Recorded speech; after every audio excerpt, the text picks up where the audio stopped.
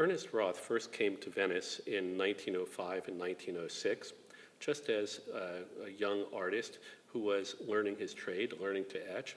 He understood some of the ideas that Whistler had promoted. He agreed with some and disagreed with others.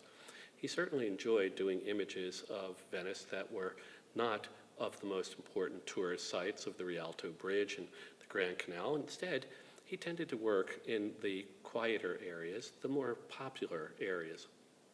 In this case, he was working to do this image, called the Stones of Venice, up on the canal that is closest to the Church of the Madonna del Orto.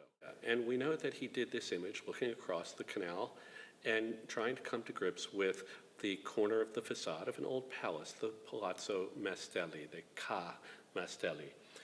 One interesting thing about Roth's work, he often used different papers to achieve different results, expressive results. And we can see that here because in the print on the left that was printed as part of the edition back in 1925, he used a slightly golden paper and an ink that had just a touch of brown in with the black to capture the image as if it were a summer day, as if the light was quite bright and suffused the whole scene.